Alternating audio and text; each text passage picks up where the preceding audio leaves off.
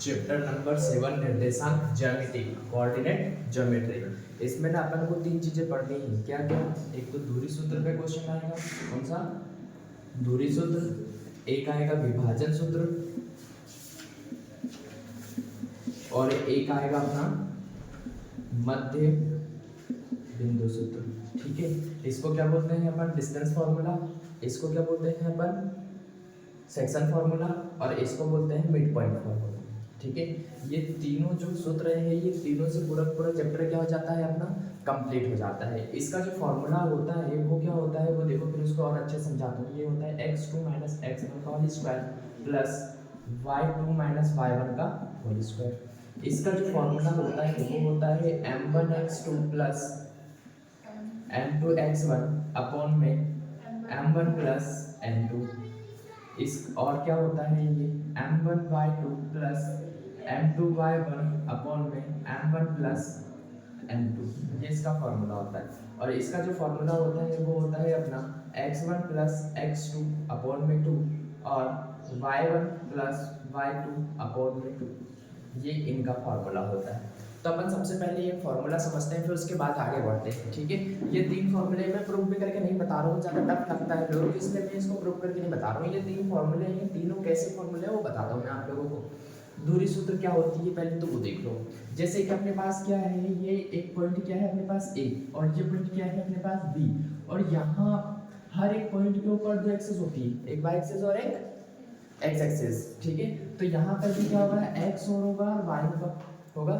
तो ये वाला x1 ये हो जाएगा y1, यहाँ पर भी क्या होगा x2 और क्या होगा y2। तो इनके बीच का जो डिस्टेंस होगा वो कितना होगा वो निकालने के लिए क्या करते हैं अपन, ये वाला फॉर्मूला लगाते हैं। ठीक है, फिर उसके बाद क्या, विभाजन सूत्र।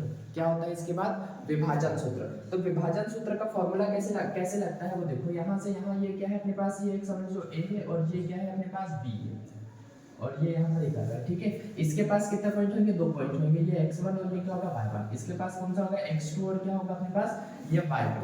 इनको ना एक पॉइंट होगा जो इनको 20 से क्या कर रहा होगा, डिवाइड कर रहा होगा।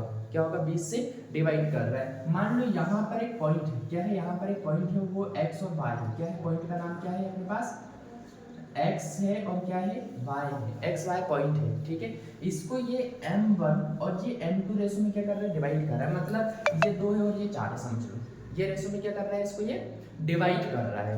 तो अपन को क्या बोला है, विभाजन सूत्र। मतलब इनको जो पॉइंट विभाजित कर रहा है, मतलब ये वाला पॉइंट विभाजित कर रहा है, तो ये पॉइंट के x और y निकाल के बताओ। तो ये इससे क्या निकल जाएगा, ये वाला फॉर्मूला से x निकल जाएगा, ये फॉर्मूले से क्या निकल जाएगा, y निकल जाएगा। और अपन बता देंगे कि ये x ये है और y ये है, तो इनका ये अलग अलग फॉर्मूला हो जाएगा।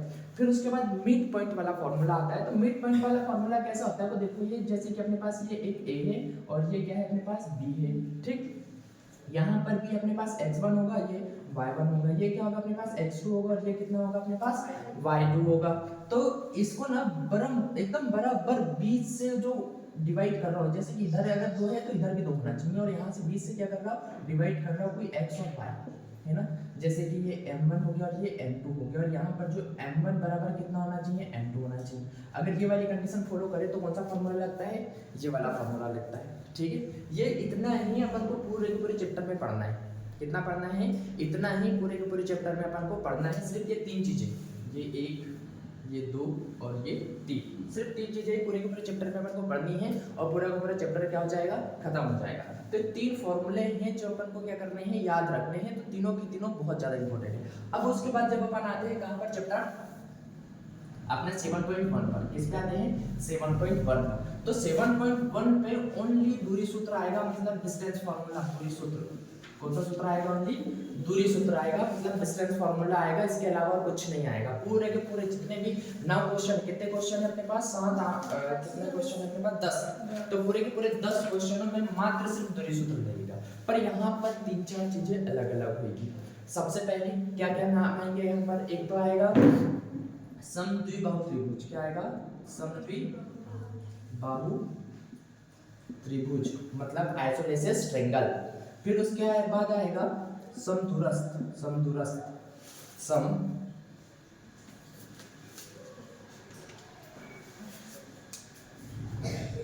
समदूरस्थ, समदूरस्थ।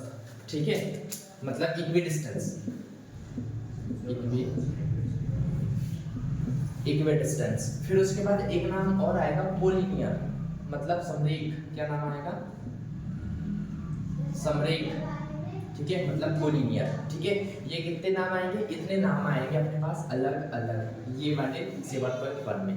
तो इनको क्या करना है? अपन को प्रूफ करना है। क्या करना है? इनको प्रूफ करना है। तो अपन को इनको प्रूफ करने के लिए क्या करना चाहिए? इनको प्रूफ करने के लिए अपने पास इनके बारे में पता होना चाहिए कि समद्विबाहु त्रिभुज क्या होता है। समद्विबाहु त्रिभुज क्या होता है? जिसकी दो भुजाएं क्या हो? बराबर होती है, वो क्या कहलाती है? अपनी समद्विबाहु त्रिभुज। फिर उसके बाद समदूरस्थ क्या होता है? तो समदूरस्थ मतलब जो कोई पॉइंट के समान दूरी पर हो। जैसे कि ये अपने पास ये क्या है? पॉइंट ए है। क्या है? ये पॉइंट ए है। इसी से 4 सेंटीमीटर दूर एक पॉइंट बी है, और इसी से 4 सेंटीमीटर दूर एक पॉइंट क्या है? सी है। तो ये जो बी और सी है वो ए से क्या है? समदूरस्थ है, समान दूरी पर है ना। ये दो पॉइंट क्या है? समान दूरी पर, जिसको क्या बोलेंगे अपन? समदूरस्थ। ठीक है, तो और फिर उसके बाद क्या आता है? समरेख। क्या आता है अपने पास? एक समरेख। तो समरेख क्या होता है उसको भी देखो। समरेख होता है अपने पास क्या? जैसे कि कोई ये लाइन है और कोई 3 पॉइंट है, ये अपने पास ए है, ये बी है और ये क्या है? सी है। तो अगर ये तीनों की तीनों एक ही लाइन में लाया करते हैं, तीनों की तीनों पॉइंट एक ही लाइन में पॉइंट है, तो वो क्या कहलाएंगे? अपने समरेख। अब इसको प्रूफ कैसे करेंगे? तो देखो अपन इसको प्रूफ कैसे करेंगे कि समरेख है तो ये A B plus B C बराबर क्या होना चाहिए? ए सी। अगर ये वाली कंडीशन प्रूफ होती है तो ये क्या है अपने पास? समरेख है। इसमें क्या हो जाएगा? ये वाले इसमें जो ए बी है बराबर क्या होना चाहिए? ए सी होना चाहिए। ये वाली कंडीशन में ये होना चाहिए। ठीक है, फिर उसके बाद समद्विबाहु त्रिभुज में क्या होना चाहिए? ये अपना क्या हो गया? मान लो ये समद्विबाहु, ये ए बी और क्या है? ये सी।